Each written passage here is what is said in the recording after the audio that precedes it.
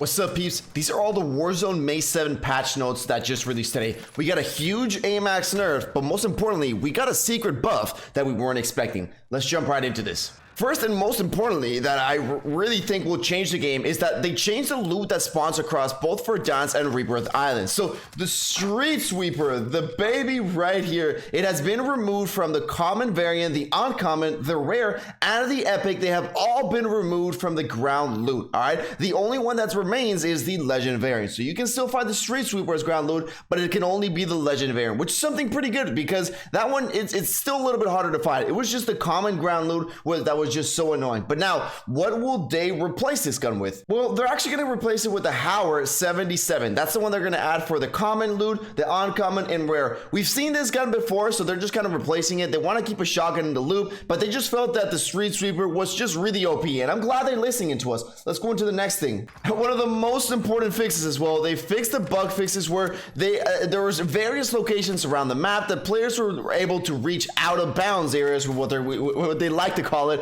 but they were basically god modes. You know, they go under the map and they can shoot people. We had them at train station, we had them at downtown, we had them at stadium, we had them at God knows where, but they were all over the map. And apparently they said all these have been addressed. They also fixed a bug causing player monitors to initially load as low resolution. And I kind of did see this in the airplane. Your models were like really messed up. But yeah, this is everything that has been fixed. Let's go into the update, into the buffs and the nerfs. So the first one, the CR56 Amax has been nerfed. Now, this one hasn't been hit with a hard nerf as a lot of people intended. So what they actually just did was the minimum damage was decreased from 32 to 31, and as it specifies right there, for Warzone only. Now, they put this whole big text in here explaining what they did, and then short terms is basically that the minimum TTK, so the minimum time to kill somebody, let's say you get a couple of limb shots there, you hit him in the legs, you hit him in the arms, the minimum time to kill, that is where you'll see the difference. So there's a 17% in addition to the slowest minimum time to kill. So if you're shooting him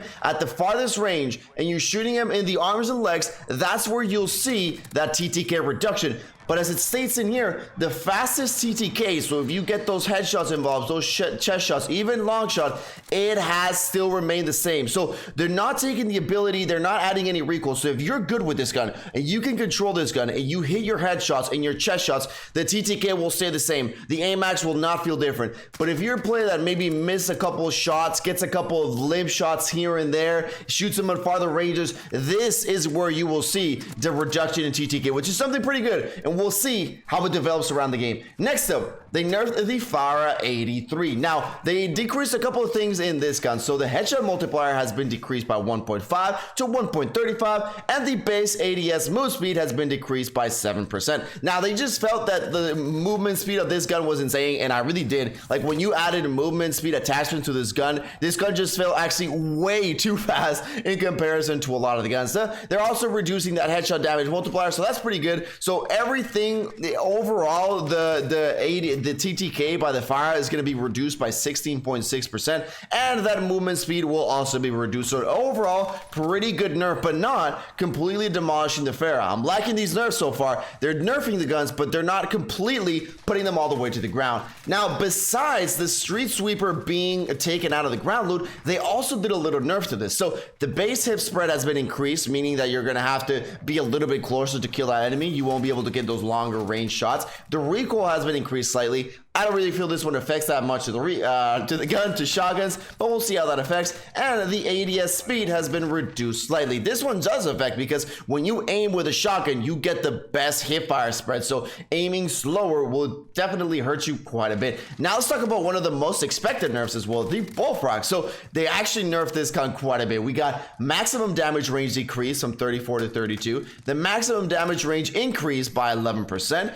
Base movement speed increased by 1%. And sprint out speed increased by 13%. So they basically decreased the damage output, you know, because they know that the TTK was kind of high sometimes, but they made this gun a little bit faster. So they nerfed the damage, but they made you a little bit faster. Now, as you guys see, they're explaining, it says the Bullfrog's exceptional headshot multiplier has allowed it to reach one of the fastest TTKs in the game. While this change does not directly affect that multiplier, it does diminish its output. So they're basically changing the ability to consistently achieve high TTKs, and now it's gonna be kind of like the Amax. You know, when they're reducing that maximum damage, sometimes you'll just notice that slower TTK, which is another good thing again, but they're also buffing that movement speed. Now, one of the unexpected buffs that a lot of people didn't realize, the ppsh getting a pretty big buff in my opinion. Maximum damage range has been increased by 4%, but the most important one, the open bolt delay decreased by 80%. Now, for people who don't know what open bolt delay is, basically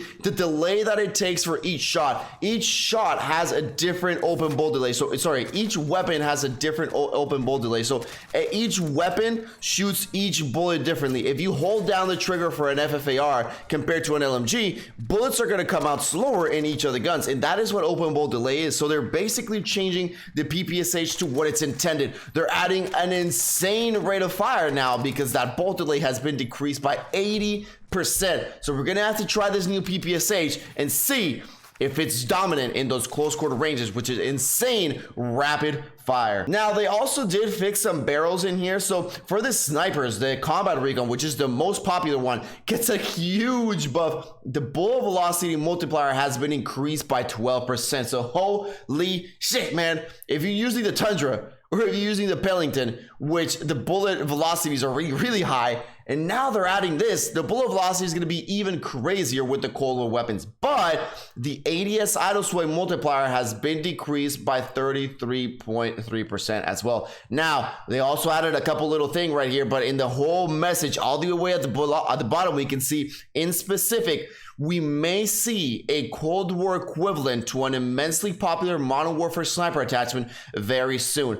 Now, what I know that attachments that are really popular is, the monolithic suppressor, but they've already got that equivalent. So the other one that I'm thinking of is maybe the variable zoom, but I don't really think that's what they're talking about. So the other one will be the Tack Laser. Tack Laser is an immensely popular in the sniper section because it allows you to give you that ADS speed and that aiming stability, which is really needed. And so maybe that's what we're gonna see in here. So we're gonna have to take a look. They also fixed the optics, so the actual 3 times on the Cold War AK-47, the optic behavior has just been improved. They don't specifically say how it does change, but another really important, they have all these stocks. I'm not gonna go through each and every one of the numbers. You can see them here on the screen, but basically, the Raider KGB skeletal stock, the Raider for submachine guns, for assault rifles, the SAS combat, and a bunch of other stocks that you can see in here. The whole speed multiplier has been decreased. So basically, attaching those stocks that will make you quicker, faster, and move like Flash has definitely been decreased significantly. So we'll have to see how those ones play out. And ladies and gentlemen, that was basically it for all the patch notes. I'll see you all in the next one.